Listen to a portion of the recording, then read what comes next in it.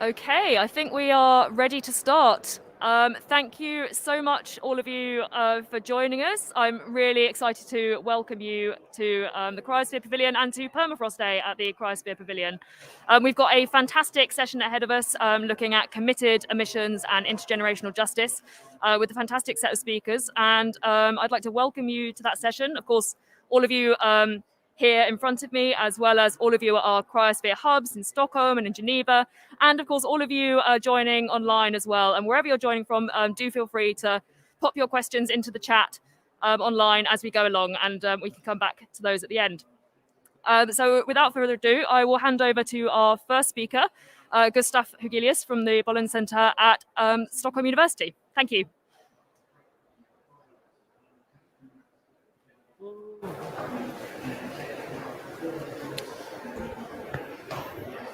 Thank you very much, Rachel. So I will wait for my slides to come up. I can start by just giving an overview of the session in general. We will have 3 talks. I will start with an introduction to Permafrost thaw, also linking it quite a lot to the most recent report from the IPCC, the Working Group 1 report from the 6th assessment report. And then after that, we have talks from Jens Strauss and Sarah Chadburn. Then we go into a panel, and after that we'll take questions. Okay, but I will start with my first talk, which is on carbon cycle feedbacks and permafrost, a general overview with perspectives from the Working Group 1 of the IPCC. Mm-hmm. Oh. So.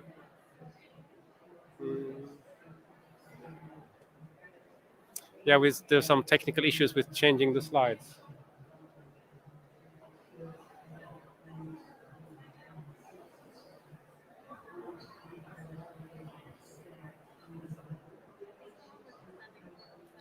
I think they turned off the slideshow.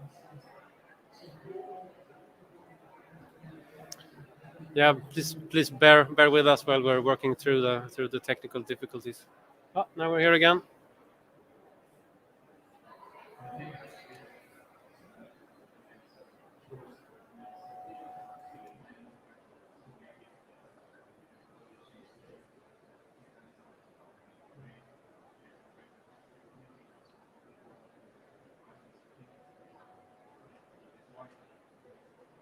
Okay, great. So now we're rolling.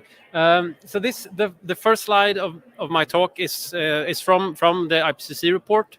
For all of the slides, you find the sources to the bottom left. So if you want to dig in more in the report to sort of where the material comes from, this is a graph that shows you on the x-axis cumulative human emissions since 1850, plotted against temperature increases, and it's historical global warming, and then you go on to different emission trajectories.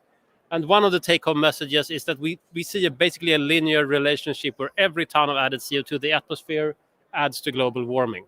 So there are no sort of safe thresholds to hide beneath or anything like that. Every added ton adds to the warming. But another important thing here is to think about what the warming trajectory would have been if we wouldn't have had natural sinks in the Earth system that actually buffer the emissions for us. So this orange lines roughly outlines what warming would actually be unless we had natural sinks in the Earth system that actually dampen the emissions and take up some of the carbon dioxide that we add to the atmosphere. So basically, the terrestrial biosphere and the oceans take up roughly half of the CO2 that humans emit, and we actually only see half of the CO2 staying in the atmosphere and actually warming the climate. One thing that is emerging is that these natural sinks are actually weakening, and they are changing depending on which scenario we're going to follow. So this is another figure from the IPCC report that shows you from starting in the light blue color in the left and going toward redder colors, show you the different scenarios or pathways of emissions ranging from the really low 1.5 consistent scenario to a very high scenario at the end. And what you see the upper bar charts are the cumulative emissions in gigatons CO2. and then you see how much of those emissions will actually be reabsorbed into the Earth system, either ocean or land. And in the optimistic scenario where we actually stick to a low emission scenario, the natural sinks are going to take up 70% of the emissions. But these saturate, and if you go to the far right, you see that the Earth's sink capacity to actually absorb CO2 is weakening. And I think the reality is actually even more dire, because some of the natural feedbacks that would add more CO2 to the atmosphere are not fully included in the models that are behind these graphs. So I'm also here. I list some of the take-home message for the summary for policymakers on carbon cycle feedbacks, as outlined in the AR6. So they note that the carbon climate feedbacks increase with warming and become more uncertain with warming. So any feedbacks in the Earth system that would release more CO2 as climate gets warmer and be a positive runaway effect, or not runaway effect, but a positive increasing effect, they are increasing with warming and becoming more uncertain. But they also note that the different scenarios, the different human scenarios, the SSP, still really dominate the uncertainty in future atmospheric CO2 concentration. So most of the uncertainty in our projections come from the understanding or sort of variability in the scenarios, not from the Earth system feedbacks themselves. And importantly, they also note that some large feedbacks that are not included to AR6 models or CMIP6 models will cause higher CO2 and methane emissions. The most prevalent ones here that they indicate are wetlands, permafrost thaw, and wildfires. And for the rest of the talk, we're going to zoom in more on permafrost thaw, or soon at least. That's we're talking about permafrost here on Permafrost Day, of course. But first, I show a slide that actually summarizes the carbon cycle climate feedbacks that are really included in the models, and that where the processes are relatively well represented. You see in all of the cases, you see two different bars, one light blue, one dark blue, and they just indicate two different sets of models, the CMIP5 and the CMIP6 sets of models that have relatively similar result in most cases. If we start looking at the upper two rows, you see land carbon response to CO2 and ocean carbon response to CO2. And these are two quite strong negative feedbacks. And this is essentially, as carbon dioxide is increasing in the atmosphere, there's a greater rate of exchange of basically CO2 being dissolved into oceans, and plants grow a lot better under a high CO2 environment, which actually gives you a cooling of the atmosphere. The two bottom lines show instead the two strong warming feedbacks. And these feedbacks are the response of the Earth system to the actual increase in temperature. So the CO2 makes it colder, the warming itself makes it warmer. And this is essentially increased decomposition or a intensification of the global carbon cycle that leads to more carbon being released in the warmer world.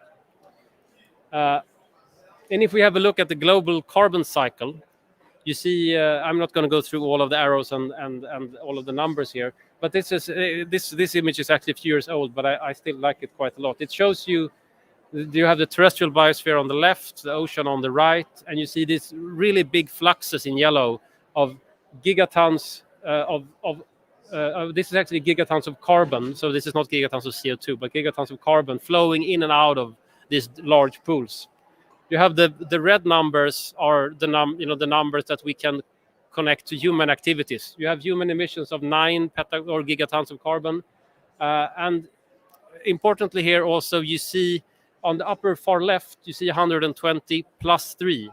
So 120 plus 3 for photosynthesis. That's the natural flux of 120 that would be taken up without disturbance, and the added 3 is actually the human perturbation of increased CO2, adding some more carbon there.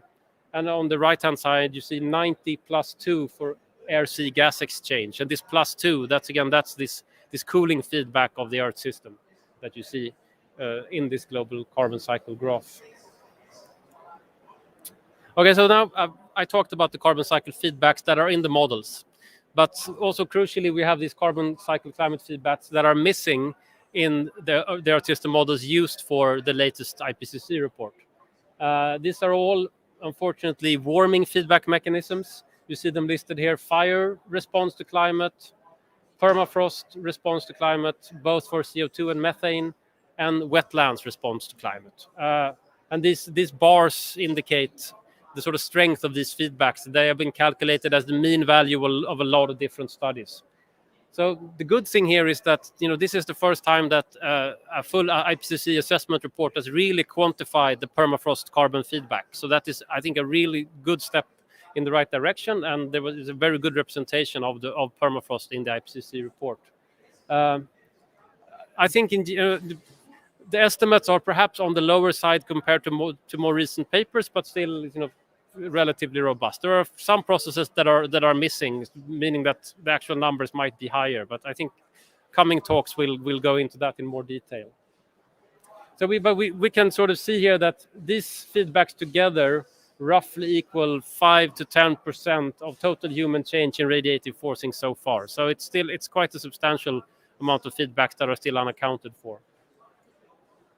Now I'm going to talk more in detail about the permafrost carbon feedback. So the permafrost carbon feedback is essentially permafrost is frozen ground that's frozen all year round. A lot of the permafrost is hundreds of thousands of years old. It covers a very large area in the northern hemisphere, roughly 20% of all of the land area in the northern hemisphere, and it stores an enormous amount of carbon in the form of old plant remains that have been accumulated over very long time scales. So it's estimated to store 1,500 gigatons of carbon, which is more carbon than the atmosphere and all living plants on Earth together. And this is a very dramatic picture of what thawing permafrost can look like. Most of the permafrost thawing isn't perhaps this dramatic, but it really illustrates, the scale of the problem. You see this wall of ice and frozen ground behind the guy in the front. It's about 30 meters high. So it's some of these, the scale of these landforms can be really large. And what happens when the climate warms?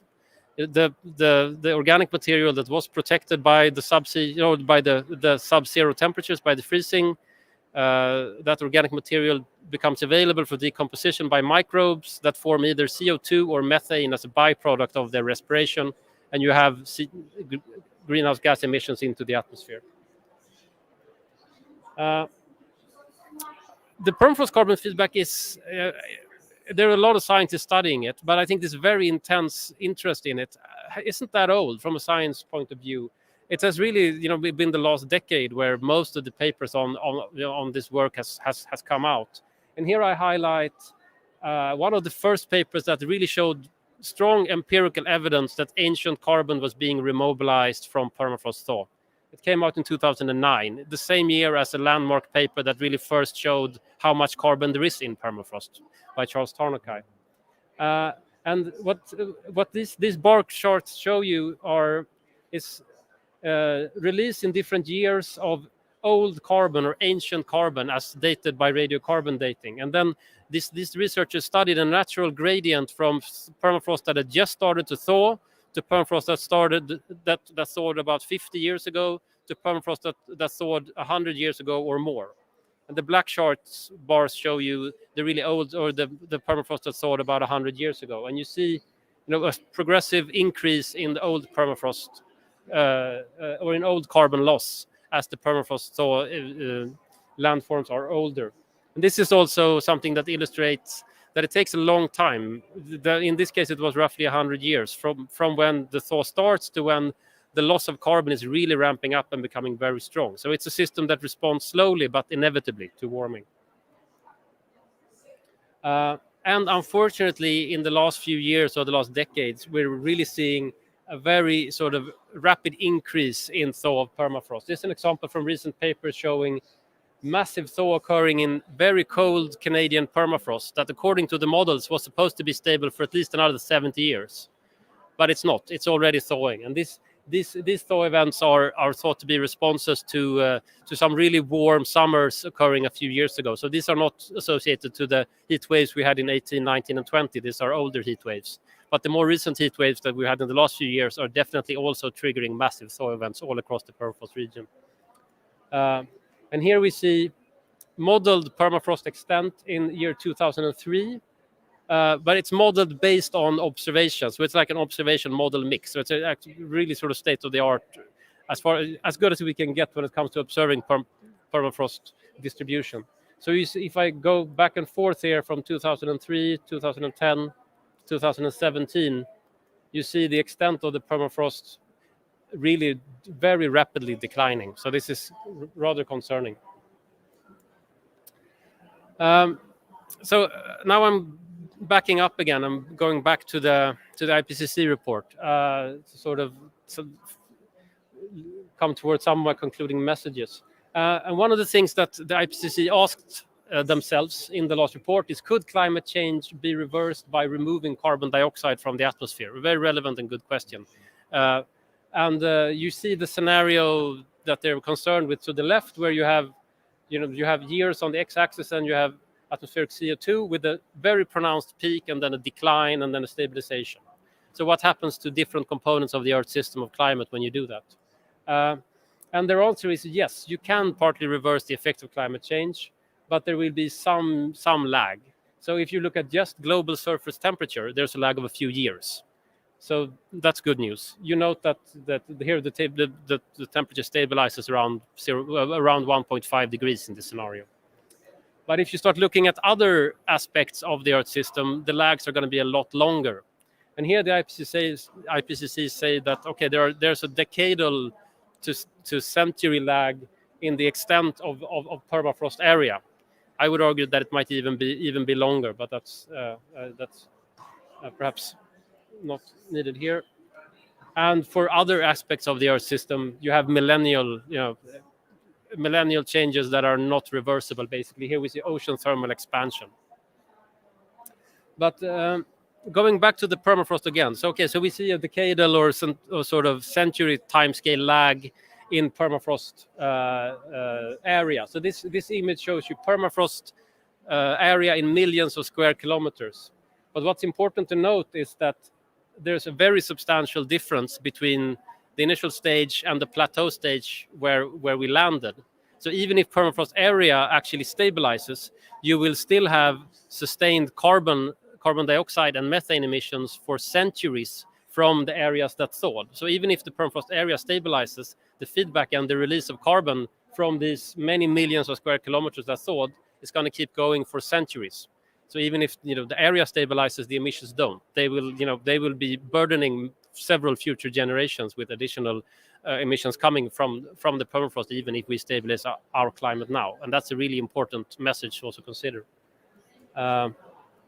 So the IPCC also provided estimates of remaining carbon budgets to stay under different global warming scenarios. So I'm just going to click to the next one, where we recalculated this to the amount of years we have left if we assume that emissions stay at the level they are now.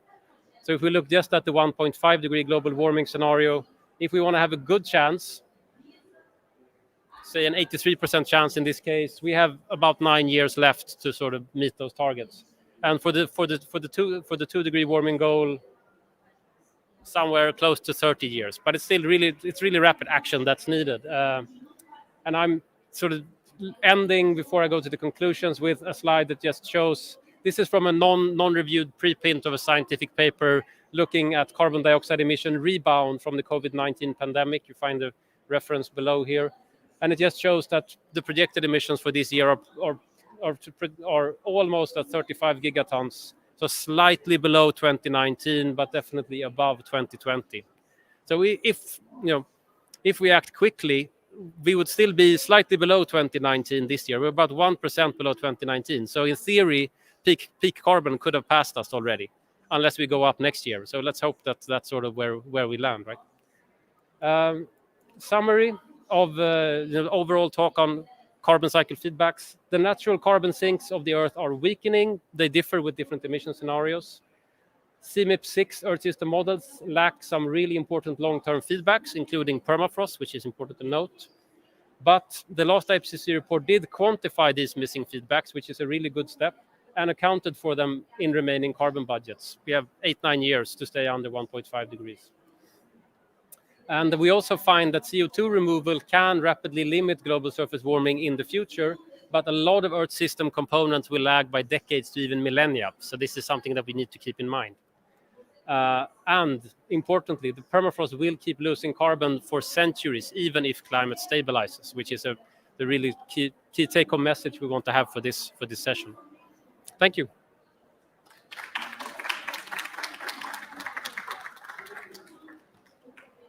Thank you so much, Gustaf. That was a fantastic, a lot of background information for us. And now I'd like to invite up our second speaker, which is Jens Strauss from the Alfred Wegener Institute. Thank you.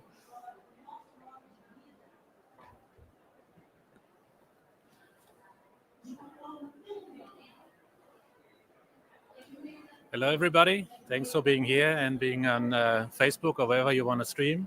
Today, I want to talk about the permafrost legacy. So Gustaf gave a nice introduction in what is possible when permafrost is thawing and what is happening if it's thawing. And I want to have a look at what's in there and what's the relevance of the ancient carbon and ice for the global cycles. So this is work with a big group. Just named some names here: Gustaf, Katie, Lutz, and Guido. But of course, there are many people involved in this. So my background first. So I'm doing permafrost research since a while, and I'm especially interested in the deep carbon and how much is there and how fast it could be remobilized when it thawed. And I do this since many years, and also field research is part of my work. So I go into the Arctic taking samples and look how much carbon is there in which quality.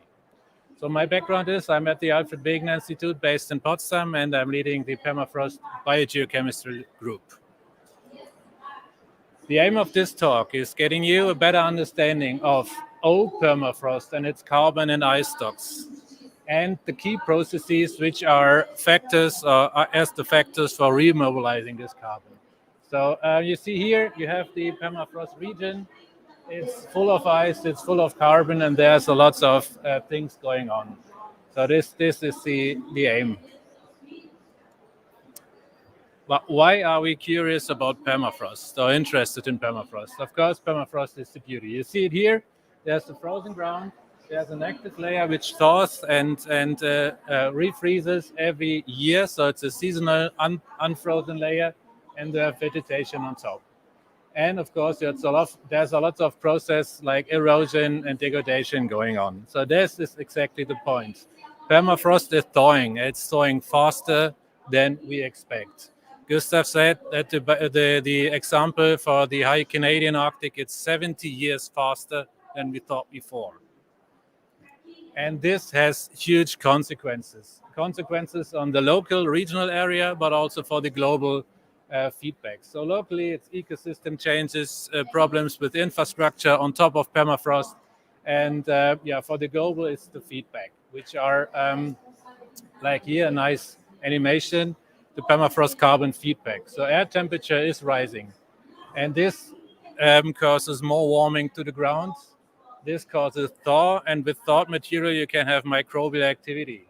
And this, again, releases carbon, and carbon has CO2 and CH4, methane and carbon dioxide, which, again, leads to warming.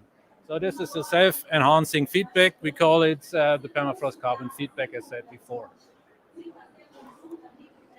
And here you see a video of this carbon from a Yeruma, which is a very ice-rich permafrost, degrading on a sunny day. This is Alaska, Baldwin Peninsula, and it's rippling and dripping and dropping. And there's carbon you see there going down into the ocean. So there's no river behind that. This is just the water coming out of the icy wall you saw before.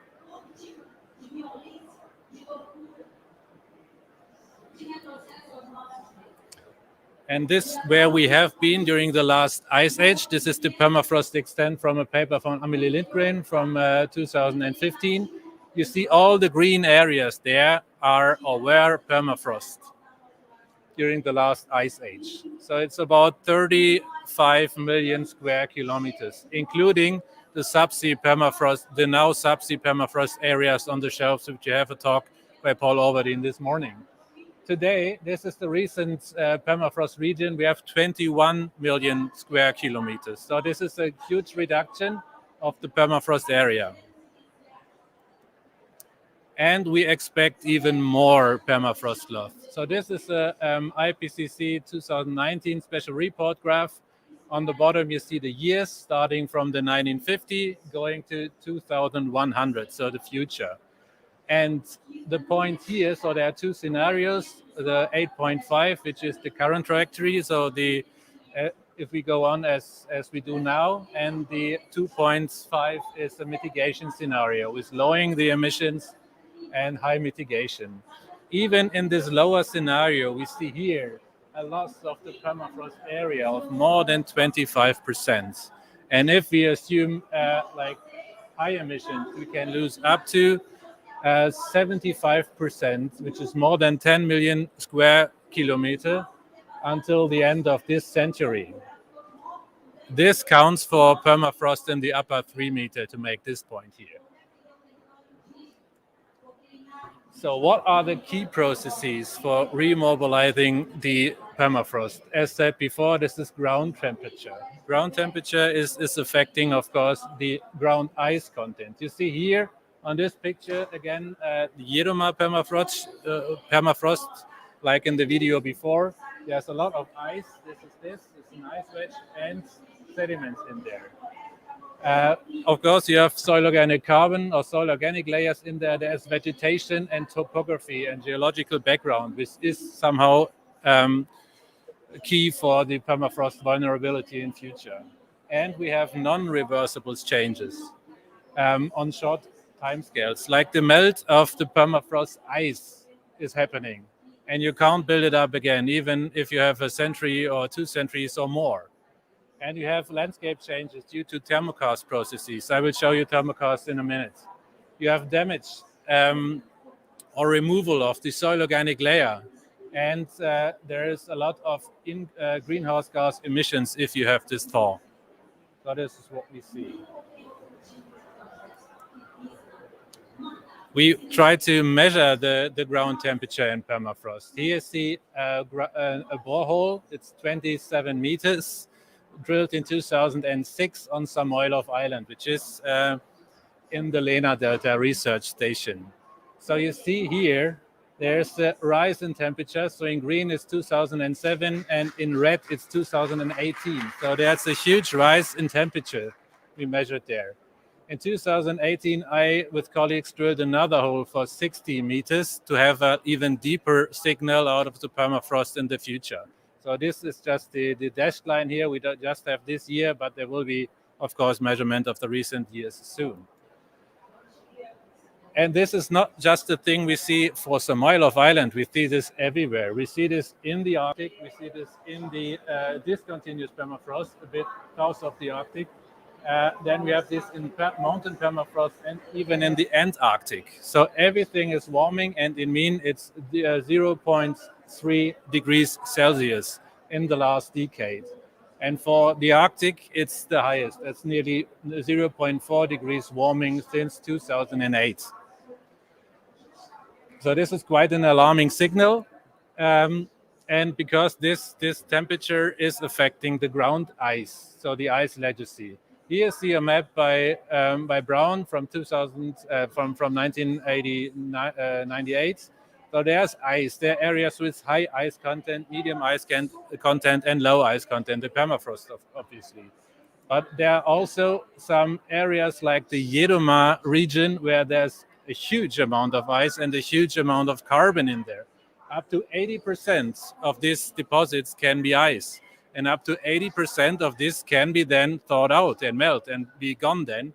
So in this area here in yellow, you see it's around 500,000 square kilometers in Russia and in North America. So this type of permafrost is very vulnerable for changes by ground temperature rise. In this permafrost, there's also a lot of carbon. We had this before. It's up to 1,600 gigatons carbon, which is nearly twice the amount of the atmosphere. And and the permafrost has just 15% of the area of the global soils, but it stores 42% of the global soil carbon. Out of that, there is nearly 1,000 gigatons frozen into permafrost.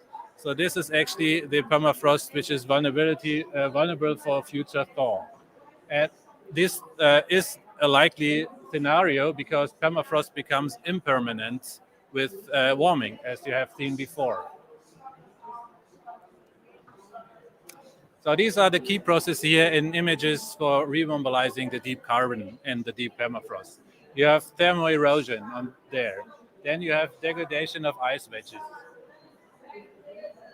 And this degradation of ice wedges makes a bumpy ground. So this is in Shurabcha. This is a village in Yakutia. So there's a big problem with ice wedge thaw and surface subsidence. But we also have bank erosion, river erosion, coastal erosion. And this is also ice wedge degradation leading to thermokarst lake. And here you see from a video point of view, there are thermokarst lakes everywhere. So this is a local process, but actually it's everywhere. So it is like, it is possible to remobilize a lot of carbon with the thermokarst processes. And this here is like, this is the Batagai mega slump, which is also in Yakutia. This wall here is about 60 to 80 meters deep. So this is quite a big thing. Thermokarst is not a new phenomenon. It was there before, and it was starting during the late glacial or deglacial periods in 13,000 years before today. You see here on this graph, this is the age, and this here is the transition from the Pleistocene to the Holocene. So there were a lot of thermokarst lakes initiated in this time here. You see this here. And there was an Arctic landmass reduction by a combination of sea level rise and thermokarst processes. So all of that, so this is not a new phenomenon, but it is still working and it's still emitting greenhouse gases. And this is how it works. So during the early Holocene, there was thermokarst, and this thermokarst was cutting into the surface, leading to a higher relief, right? Today, we have this higher relief because the thermokarst processes have been around since a while, and there is more net drainage, but still there's a positive feedback of thermokarst. So there's more going out than going in. The reason for that is here. So you have here these two, this is the thermokarst lake, this is the thermokarst lake, and you have this unfrozen ground, a talik we call that, below. And in that, you have production of greenhouse gases. If a lake drains, it looks like this. And you see here in red and in blue the fluxes of CO2 and methane. Anyway, so CH2 or methane emissions from the new lakes or the old lakes outweighs the reduction of the flux when it's drained. So it's still a positive feedback, even though more lakes are drained today. And this results in this graph here. So this was also done by Littgren in 2018, published in Nature. You see on that side the last glacial maximum carbon budget, and then this side the present carbon budget. So the total estimated carbon stock during the last glacial maximum was a bit lower than today, but in the last glacial maximum, more of this carbon was frozen in, so not accessible for microbes, right? And today we have around 1,000 gigatons of carbon not in permafrost anymore, so it's easier available when because it's unfrozen. So this is what we see here. My take-home messages for you are: there's a lot of carbon and a lot of ground ice in the permafrost region. This is, even if the permafrost is deep, means not that it's not like being reached or reachable for thaw, because there are processes like thermokarst which have the opportunity to remobilize deep carbon. But there is no bomb, there is no explosion. With the permafrost carbon feedback, we don't have this explosion, but it changed from a carbon sink to a source. But this happens continuous and not like an explosion. And we need for account the carbon pools of the permafrost region, as we had before, also the deep carbon pools in the next generation Earth system models. Thank you very much for your attention.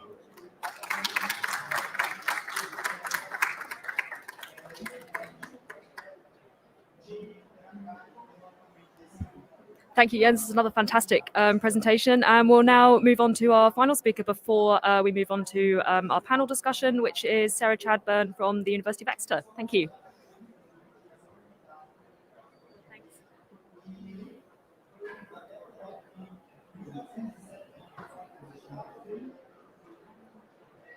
Great. Hi, everyone. So I'm going to be talking about future projections. So, thanks. Sorry about that. So when we think about future projections, we have to think about models. So I guess all of us here would acknowledge the important role that climate models have played in warning us about the consequences of climate change. And models are used, for example, to give us our carbon budget, which is the amount of carbon that we can still emit to keep global warming below a certain level. And as we know, it's not very much. Now, these models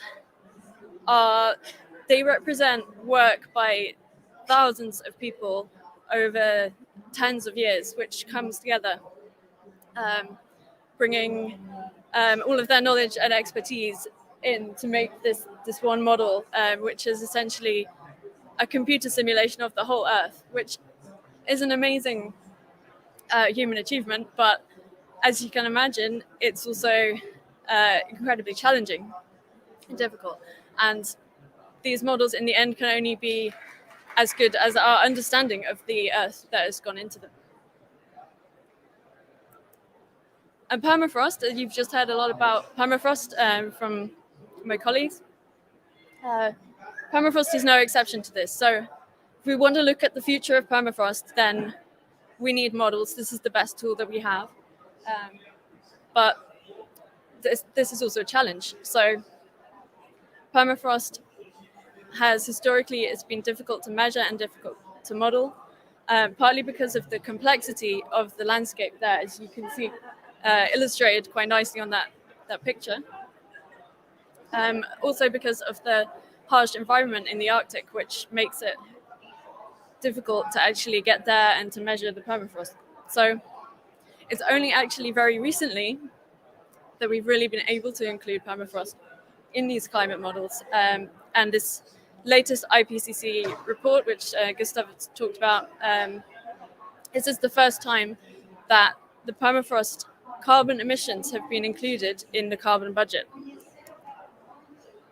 So the IPCC report estimates that between 14 and 177 gigatons of carbon dioxide will be emitted from permafrost for every 1 degree in which we warm up the planet. And as I mentioned, this is included in the carbon budgets for the first time. Now this plot shows basically this information, but then the amount of emissions for different amounts of warming, such as 1.5 degrees or 2 degrees. And you can see the range there is huge.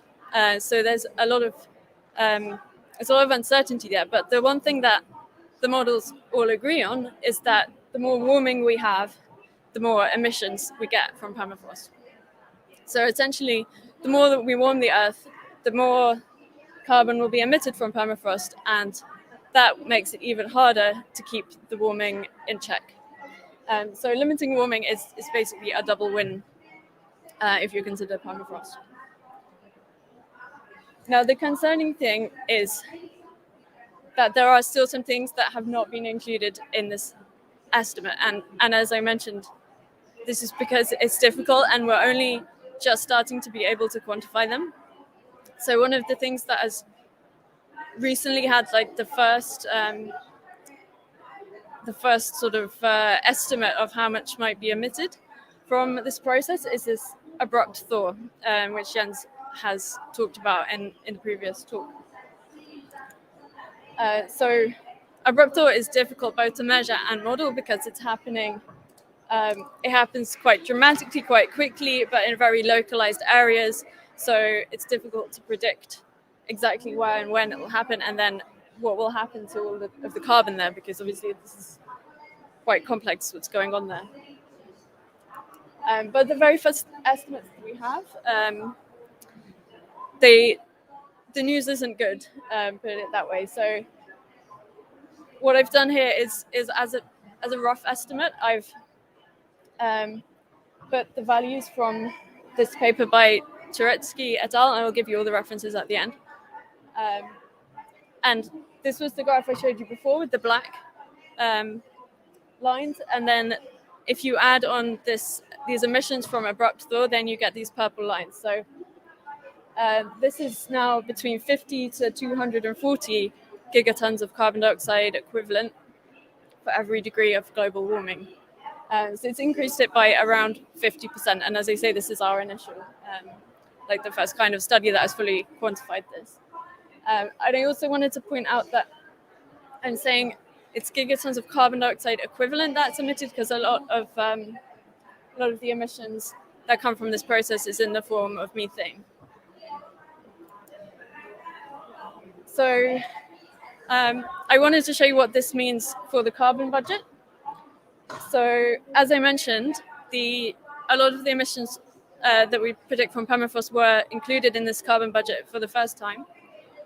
But this abrupt thaw estimate, I've basically just taken that estimate off the carbon budget to show you what sort of impact it has, and it's about 10 to 20% reduction in the remaining budget.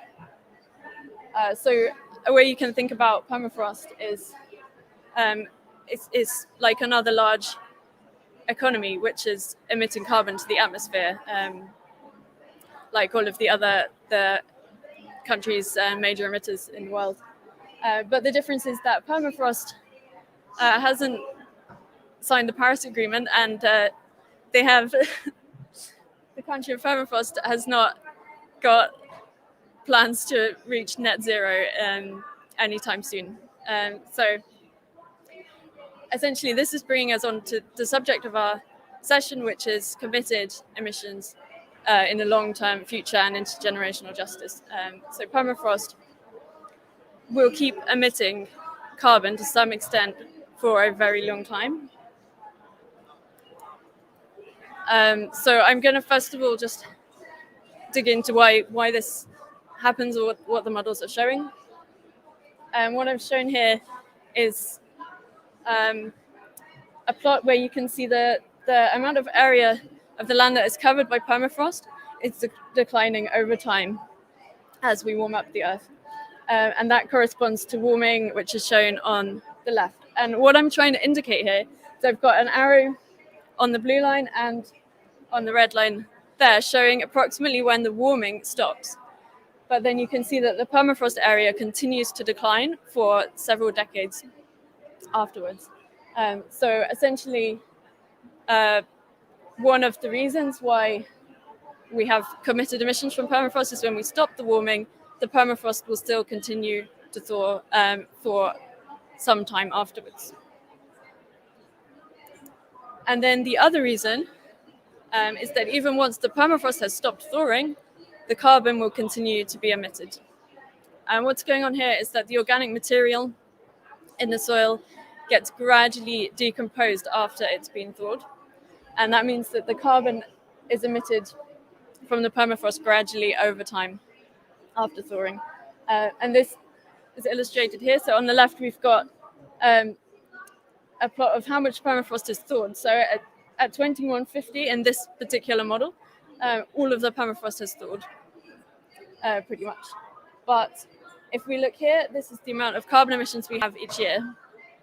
And at this point, the thaw is finished, but the carbon emissions are only declining very gradually over time as the vulnerable carbon is sort of gradually used up, and it's only reaching something that looks like net zero in several centuries' time. So we have some very, again, initial estimates of this,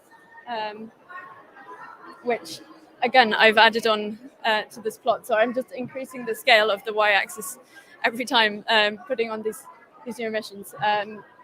So now, if we account for the really long term, how much carbon would be emitted, then we have roughly between 100 and 400 gigatons of carbon dioxide equivalent for every degree of warming. And you can see, so these dashed lines are these long-term emissions, and it's looking like roughly doubling the total amount of carbon that is emitted. So again, we can look at what this means for the carbon budgets. So in this case, I've taken off what was already taken off for the abrupt thaw on the other slide, plus these long-term emissions.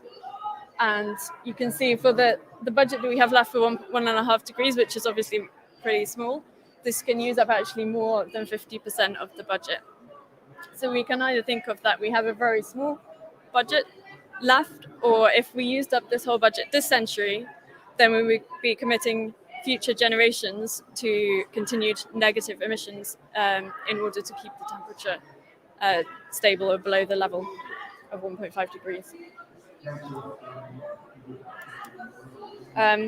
Oh yeah, I was just going to show these.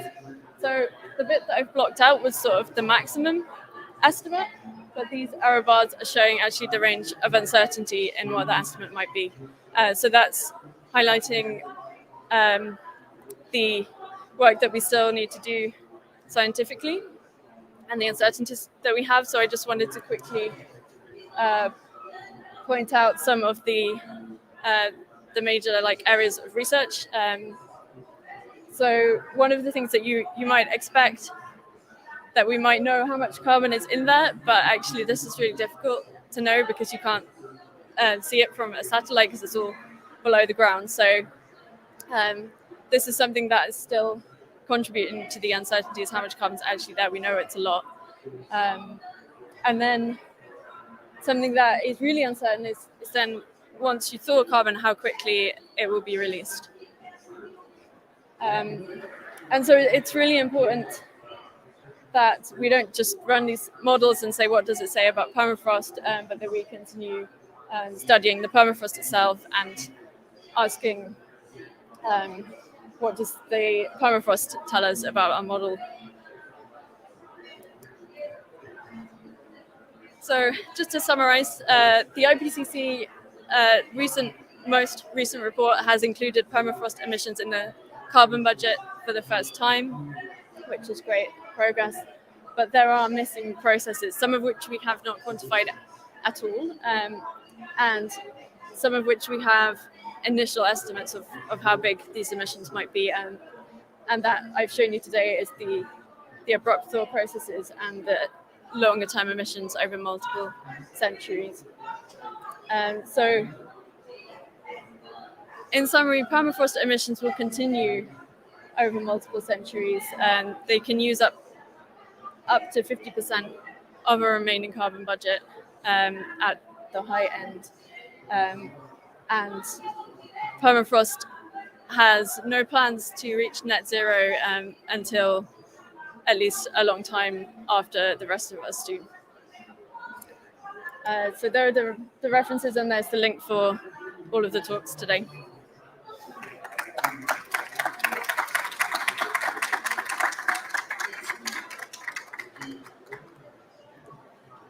Amazing, thank you all of you. And so we've talked there a lot about obviously the emissions from permafrost and particularly the sort of long-term implications of that. And so to sort of delve into that a little bit more, we're now going to move on to a panel discussion. And I'm really honoured to introduce our panel participants, who will be Darcy Peter, who's from the Woodwell Climate Research Centre, Ruth Miller from Native Movement, and Robbie James from Green New Deal Rising, who'll be joining us remotely. So I think we're just setting up the panel, and we will be with you in just a second.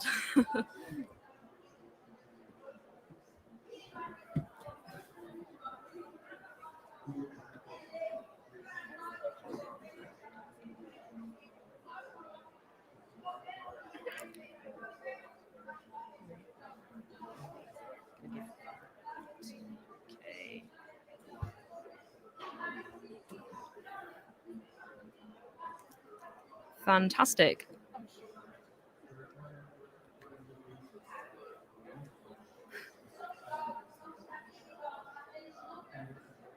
Okay, so I think to kick off, it would be great if just all three of you could just briefly introduce yourselves and tell us a little bit about where you're joining us from.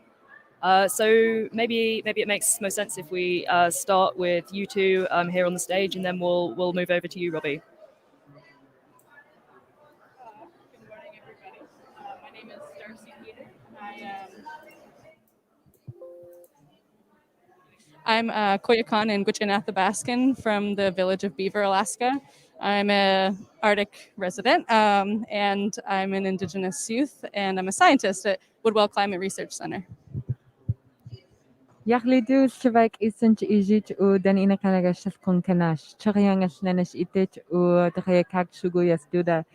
My English name is Ruth Miller. My Den'ina name is Shivak Isan, and I am Den'ina of the Choriang tribe from the Lake Clark area, though I grow up within my territory in Takayakak, Anchorage, Alaska, and I serve as the Climate Justice Director for an Indigenous matriarchal advocacy nonprofit called Native Movement.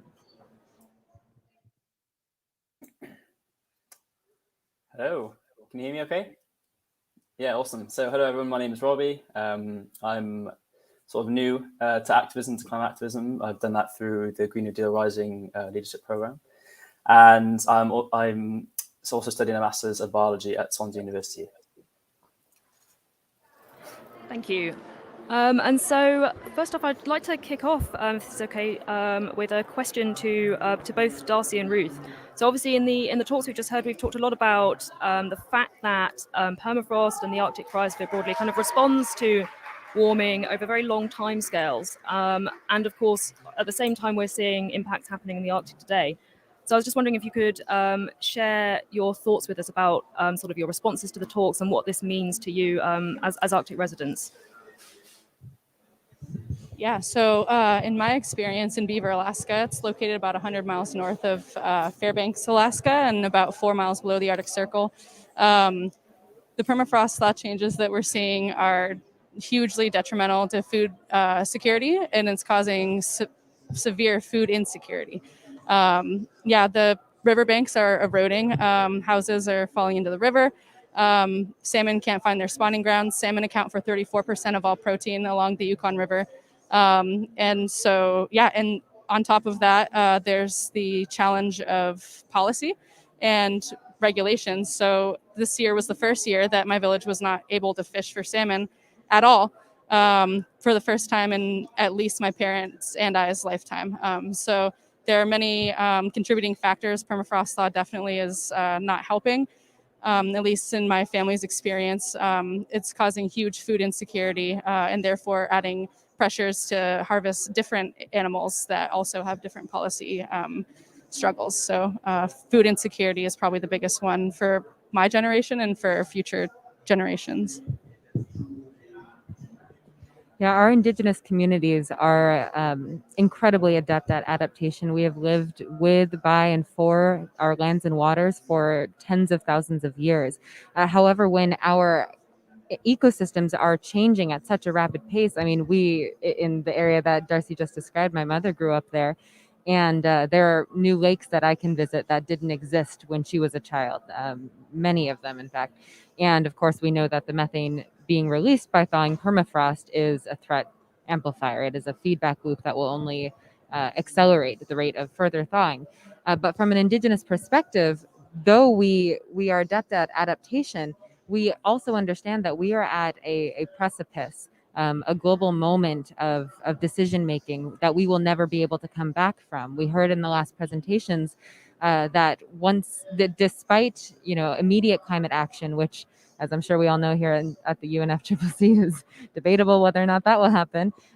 Even with climate action now, we will still experience the impacts of continually thawing permafrost that we cannot recover from. And so we are not only being asked to deal with the lived impacts on our food security, on our cultures, and to adapt quickly to lands that are becoming quickly inhospitable to us, but we are also, the harbingers of what is coming, because we are tasked with the responsibility of not only suffering first and worst, but also relaying that to spaces such as this and describing the ways that our lived experiences are being impacted today. And so it's not only a matter of, so the question was, what is the impact of melting permafrost? Well, we're going to continue having these impacts for hundreds of years that will only get worse. So to me, it's also, there's a relationship with fear that this threat is ever present, that we cannot recover from. We can only try to not make it worse. Thank you so much. It's really powerful. And so I'd like to sort of open the floor to Robbie and ask. So obviously you're participating in COP as a youth activist with a UK Green New Deal Rising, a UK-based organisation. And we all sort of know that young people around the world have really been kind of spearheading a lot of the discussion about climate change and climate action over the last few years. And so I wanted to ask you about sort of, given that, do you feel like the impacts that climate change has on younger generations and on future generations in the context of the issues we've discussed today, do you feel like those are being taken more seriously as a result? Do you feel like they're being taken seriously enough? Just your thoughts on that. Yeah, so I think to different extents from different groups. I think overall the conversation is getting better. I think Greta did a great job at putting youth into the center of the movement. I mean, at the end of the day, youth are the biggest victims, so it makes the most sense that they're the ones who have the loudest voices as well. Or whoever are, the biggest victims. That includes indigenous communities and communities that are in areas sensitive to climate change in developing countries as well. So yeah, but however, I think the further up you go, they said the more hypocrisy there is. So I think, like especially in the UK, like our government, their words and their actions don't really seem to match up. So therefore, the answer would be no from them, because it doesn't. You can talk all you want. You can say that you're care for these futures, but if you're approving new oil and gas fields and things like that, then you're really not. But I am thankful to see that overall, I think in the sort of wider sphere, it is getting better. But we just need the people in power to take that really seriously.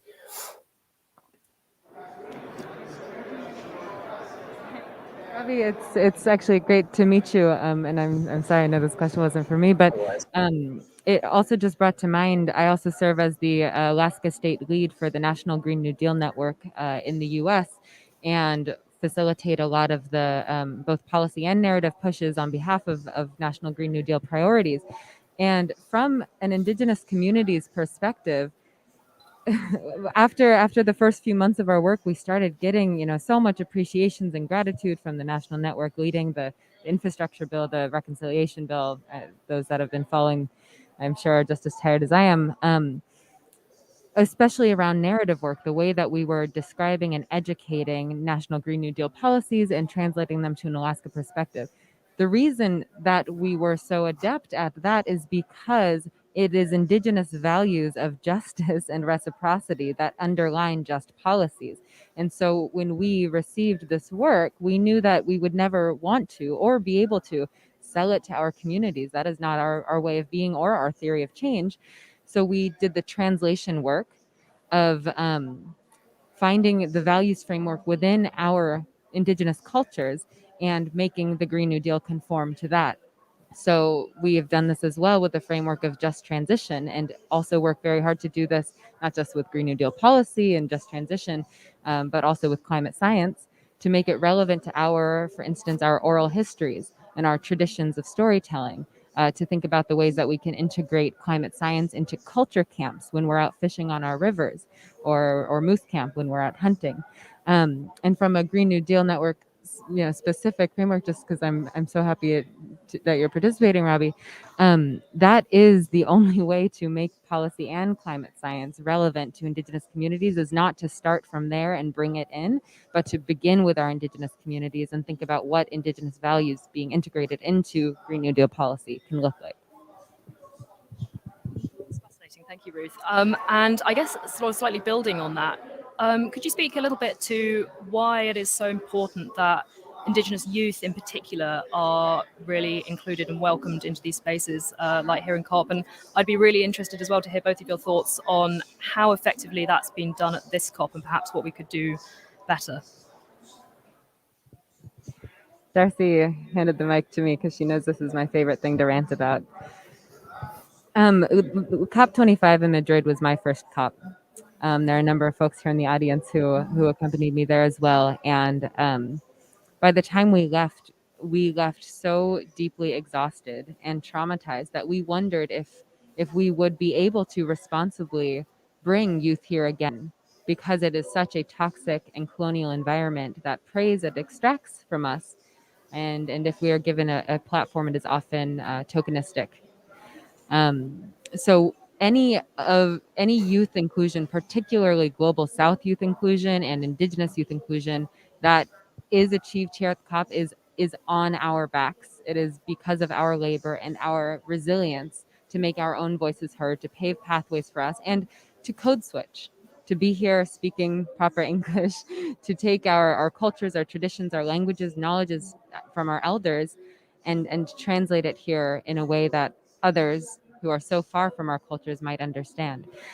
This COP in particular is being elevated as the most inclusive and diverse COP, and I could not communicate enough that there's nothing farther from the truth, which has been widely addressed already, even in our first few days here. There is a huge disparity in access to this COP, particularly from the Global South and those who have not been able to access vaccines.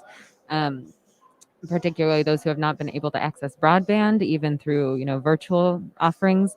But additionally, there are very, very few frameworks for which Indigenous peoples can arrive here, and there's very little funding. So myself, as climate justice director of a nonprofit, we fundraised to bring youth here. It took about $15,000 to bring 3 Indigenous youth, including myself, here. Last year, when we brought 11 Indigenous youth, it took about $100,000, and that burden was on us to fundraise alone.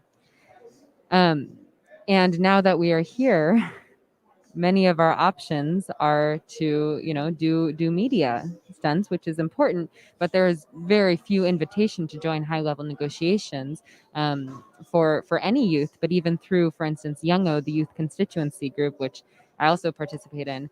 The options are few and far between.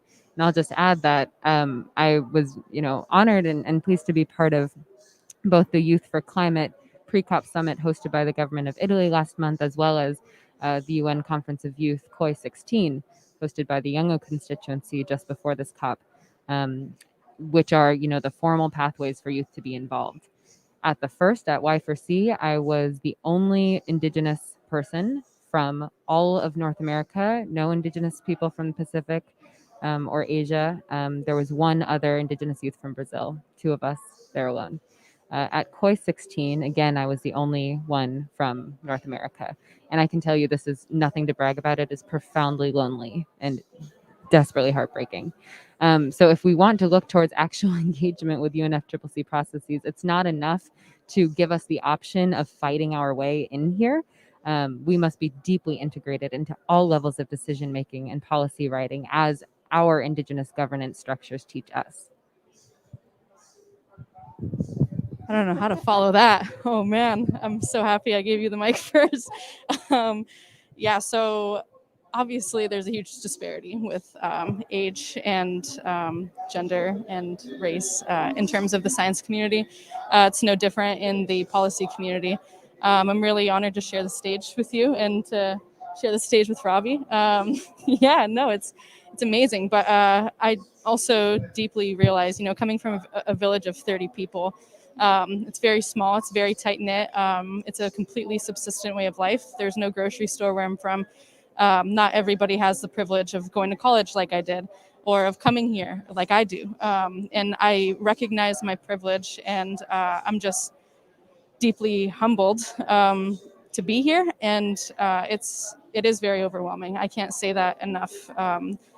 COP25 was also my first COP. I didn't even see Ruth when I was there. Yeah, it was insanely isolating. This is a completely uncomfortable space for me. I understand the privilege I have to sit here and have these conversations and tell you my way of life and my people's way of life. But I also understand that it's not just me here, it's all of my elders, it's all of my people, it's our subsistent way of life. It's everybody who I've ever spoken to, every elder, every cousin, everyone who's going through depression. I mean, there's many different factors that permafrost thaw and climate change has on my people. And I recognize that it's a privilege to be here, but it's also very isolating, and I'm very grateful to be here. But I don't think I can put it any more beautifully as Ruth. I think that, yeah, it's a lot on our shoulders and it's really overwhelming. But yeah, I mean, spreading the word is the most that we can do at this point. Not a lot is being done at COP. We all know this. As Indigenous people, we know this. So hopefully things change. I don't think this is where the change happens. I think it happens when we're in line for the bathroom, when we're in line for food, after these talks happen, when we interact with each other. The networking is really what gets the work done. And I'm not networking for myself and for my organization. I'm networking for everybody who can't be here. Thank you so much for sharing those experiences with us. And I guess I want to pick up on your point, Darcy, about really making change happen and looking forwards. And I guess thinking about COP and these processes, but also more broadly, obviously the three of you are here as young people, as activists and advocates, as scientists, as Indigenous youth. And I just would like to hear your thoughts about how do we bring those communities together and work together more effectively, particularly sort of the scientific community, who are sort of here in this pavilion today. How do we work with those different communities to really support each other and really make that change happen? And I wonder if maybe if we could start with Robbie, and then maybe we'll come back to the stage. Yeah, so I think the most valid voices are those who are the biggest victims. And then, so I think having those voices coupled, I mean, in my opinion, with sort of a powerful voice of a scientist, having those two groups working together, I think would be absolutely invaluable to get the message across. But yeah, like the youth are obviously going to have to deal with this for longer than everyone else, but then sort of Indigenous youth, that's a sort of a bit of a double whammy there, really, isn't it? So yeah, I would say like for scientists to get involved and go out and reach out to these communities. And then if they have any sort of platform, use that platform to amplify those voices.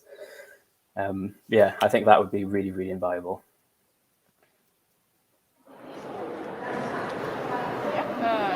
I agree completely. Yeah, so there's no framework in place for how to work with Indigenous people as scientists or as engineers, as policymakers, but there are those that exist depending on which community you're working with or want to work with. So just doing research, we're all researchers. I mean, a lot of us are researchers. It just requires simple Google searches, like tribe in this area, tribe here, tribe there, like reach out to them, talk with them before you have any grant before you have any funding, before you have any money, before you have a plan on what you want to do. Reach out to the place in which you're wanting to work. Talk with the Indigenous people there, work with the tribe, the city, the state. There can be multiple entities in one town, and develop a project together. Don't bring, I mean, similar to what Ruth was saying, like don't have something and bring it into the community. Develop it together. It should be a symbiotic relationship. It should benefit the researchers and the Indigenous people. I'm a firm believer in the question of what good is research if it only benefits other researchers, especially when it comes to climate change. In the Arctic, I mean, we're experiencing climate change at 2-3 times the rate as the rest of the world. If what was happening in Alaska was happening in New York City, there'd be an uproar and there'd be huge amounts of funding. But since we're a predominantly Indigenous community state, with very small populations, it often gets overlooked, and I don't think that's okay. And I think that scientists can do a much better job working with Indigenous people and making sure that their research can benefit somebody, that it can be used in policy to get the tools and resources necessary to Indigenous people to go to policy to really implement change. It doesn't have to be at the international scale. In fact, it probably shouldn't. It should be at the local scale. There's food insecurity, there's infrastructure insecurity, there's a lack of resources across many different venues that are in a community. So I just think that Researchers and policymakers need to do better with interacting with people, and it requires humility, and it requires a lot of being uncomfortable and being comfortable with being uncomfortable. Absolutely. So well said. Yeah. Being humble enough to learn from us. I think if I told, each of you or the research community, the Western science community, that for instance, our community members, our elders had been keeping record books of atmospheric pressure, of temperatures, of fish counts, that we had data from every month of every year for 10,000 years, that we had biological data and geophysical data, that we were taking, observation, and we were measuring this and that, and had written it down, put it in a book, had 10,000 plus years of daily data. The research community would say this is the richest data set in the world. We're so grateful to have it. Look how much we can learn.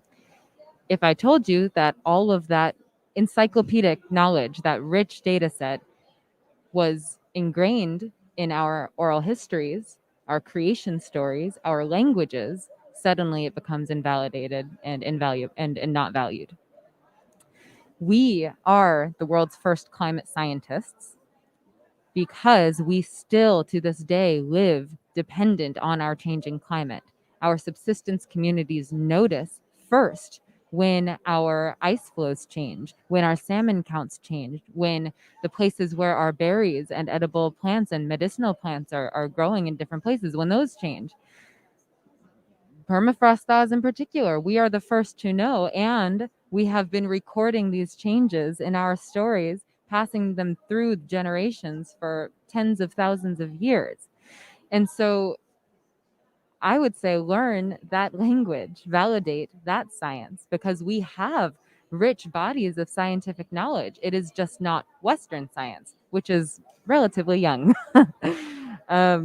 And so by working with Indigenous communities and validating Indigenous knowledge as participatory to climate research, we would see a massive decentralization of Western frames of thinking, and would also have the opportunity to learn about how to mobilize and replicate Indigenous ways of being, Indigenous technologies, learning from our first sources, our elders. So we already have Indigenous innovations and engineers who are active in our communities, thinking about how to live best with the lands as they change. It is time that the Western science research community came to that body of knowledge. Thank you so much. And I would love to, I think probably all of us would love to carry on this conversation for so much longer, but I'm a little bit conscious of time. And so I wonder if perhaps as a final question, I could ask each of you what is the message that you would most like to be able to share with the policy community here at COP, or failing that, any other last remarks you would like to make? And also, if you could add where we can go to follow each of your work and find out more in the future, that would be really helpful as well.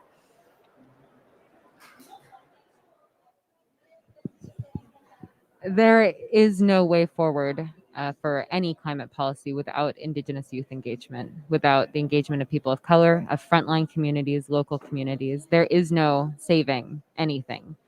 And if we are not willing to critique the frameworks of capitalism and colonization that have gotten us here, then we will not be creating frameworks founded on justice that are liberatory to the problems that cause this.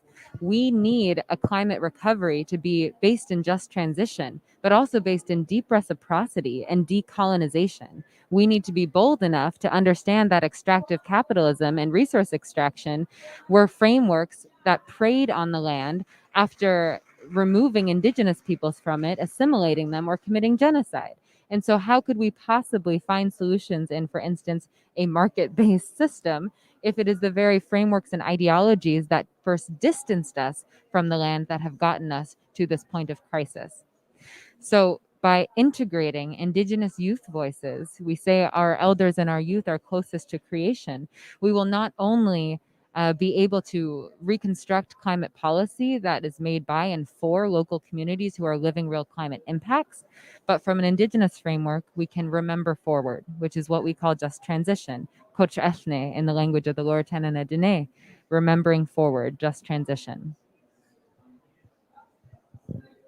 Again, I don't know how I'm supposed to follow that. Yeah, work with Indigenous people, include them. Yeah, I mean, climate justice, you can't have that conversation without Indigenous justice, without Arctic justice, just without justice, period. And the recognition that racism is still real, it's still alive. Our voices are not being amplified in these spaces. It's deeply important. Yeah, work with Indigenous people, work with people of color, include them in your work. Don't do work on them or next to them or on their land. Don't extract resources from their land. We're deeply tied to place. Work with them and develop projects with them, have a relationship with them. Don't do it just to check a box, do it out of the kindness of your heart.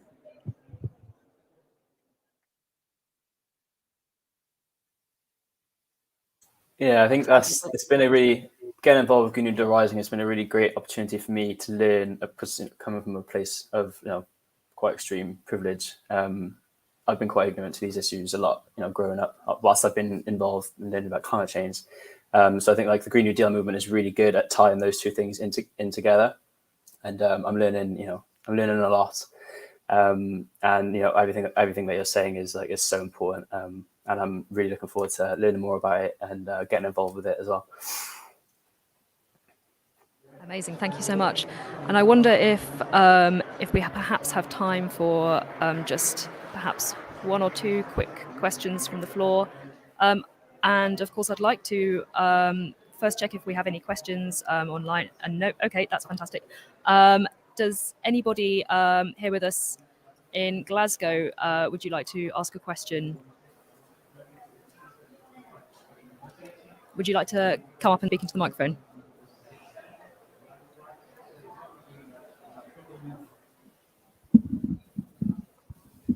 Thank you for being allowed to ask a question. And I would first like to thank you all for the great debate we just listened to.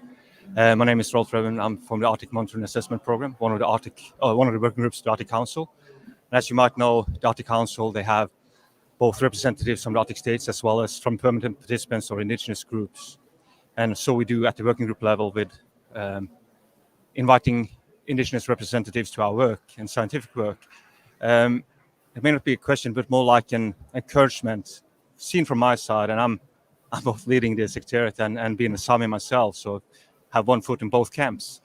But co-production of knowledge is not only about, giving your knowledge to somebody, but it's also about developing the process on how to do so, how to incorporate those knowledges and making it to more than just 1 + 1.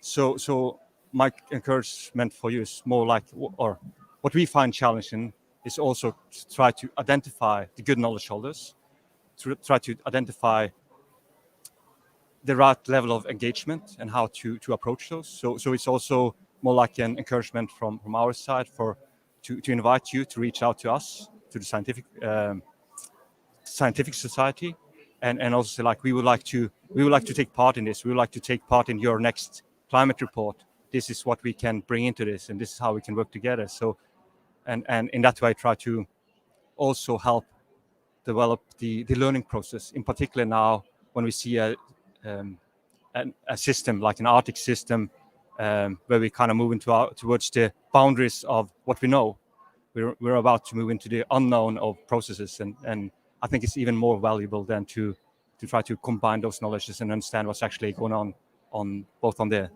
regional scale, but also on the local scale, as you say here. So thanks a lot again.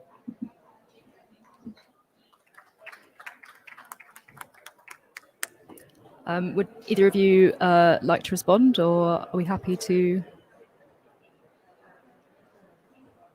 I'm happy to make time for other questions. We do work closely with the Arctic Council and the Indigenous Peoples Secretariat there, and one of the real points of entry is the creation of permanent youth participants to the Arctic Council through the Secretariat, and further expanding those opportunities for engagement is so important. However, the Arctic Council is a distinct body. from the United Nations processes, and even the definitions of who belongs in the term Arctic shift between these two parties. And so by complicating this, by bringing in more communities, by expanding opportunities for engagement, and by publicizing them, it's not only, you know, putting the labor on Indigenous peoples to come find you and to come contribute to you. It is by cultivating deep relationship. Thank you so much. Do we possibly have one super quick? Yes. Okay.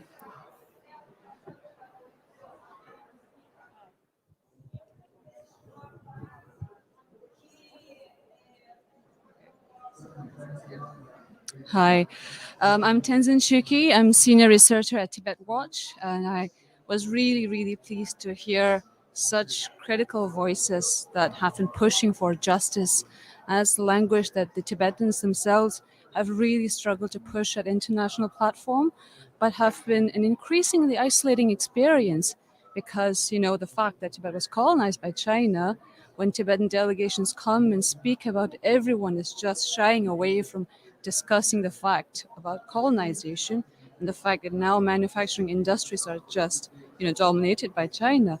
So as you were saying about, you know, really facing difficult questions about colonization, capitalism, and scientists who are also trying to publish, researchers have to really include frontline communities at every level of political decision making and checking with indigenous communities and local communities and oppressed people how they can really build research towards an empathetic understanding of justice. And one of the things I thought to share is just, again, in terms of, you know, permafrost. So I think there's a lack of understanding about the scale of the Tibetan plateau, which is 2.5 million square kilometers and about 2% of the land surface area.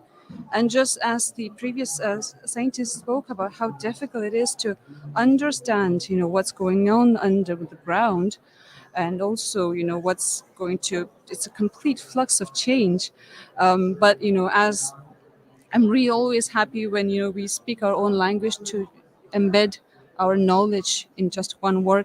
And, you know, Tibetans have this word, kawajin, which is like domain of ice, or and then you see that there are poets who also call themselves like there's one poet, Kanki Dubakya, which means snowborn Dubakya, you know, and the people identify themselves with the land, and that land is degrading. And then, as a senior researcher at Tibet Watch, we monitor facts of human rights violations inside Tibet, and now we have received information that in Yushu, Tibet Autonomous Prefecture, now people have been confiscated of their grassland use certificates, previously being guaranteed as 50 years, but then now they have just confiscated. And now these people who we cannot name are saying that, you know, they feel like the state is really trying to centralize them and keep them under check. And I think that, you know, really we need these critical discussions. I'm really happy that we are here to shift that, you know, way of framework where, you know, discussions of, you know, power, of who gets to speak about what sciences, who gets to speak about politics are really addressed. And yeah, I'm really happy to speak afterwards with you all. Thank you. I wish we had a third chair. I feel like you should be up here with us. Yeah, thank you so much for your comment. Yeah, I would love to speak after as well. Thank you.